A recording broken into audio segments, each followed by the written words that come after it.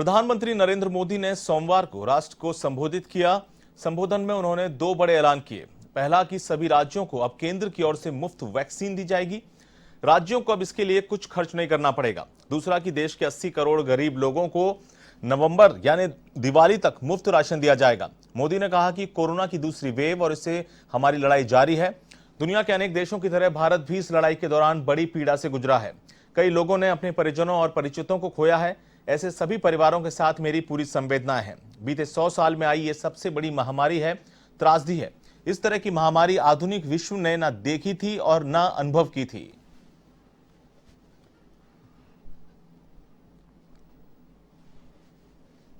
साथियों, आज ये निर्णय लिया गया है कि राज्यों के पास वैक्सीनेशन से जुड़ा जो 25% काम था, उसकी जिम्मेदारी भी भारत सरकार उठाएगी। ये व्यवस्था आने वाले 2 सप्ताह में लागू की जाएगी। इन 2 सप्ताह में केंद्र और राज्य सरकारें मिलकर नई गाइडलाइंस के अनुसार आवश्यक तैयारी कर लेगी। संयोग है कि 2 सप्ताह बाद 21 जून को ही अंतर्राष्ट्रीय योग दिवस भी है। 21 जून सोमवार से देश के हर राज्य में 18 वर्ष से ऊपर की उम्र के सभी नागरिकों के लिए भारत सरकार राज्यों को मुफ्त वैक्सीन मुहैया कराएगी।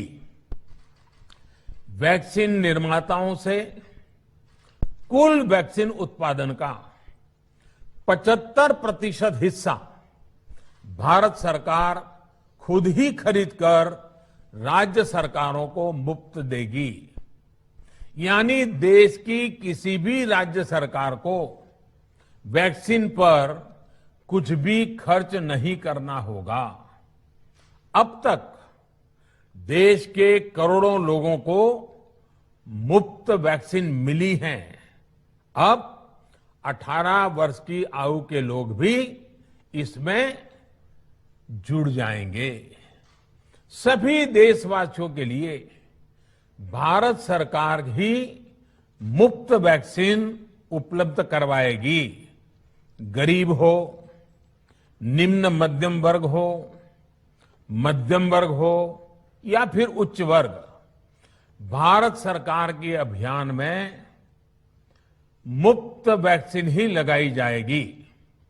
हां, जो व्यक्ति मुफ्त में वैक्सीन नहीं लगवाना चाहते, प्राइवेट अस्पताल में वैक्सीन लगवाना चाहते हैं, उनका भी ध्यान रखा गया है।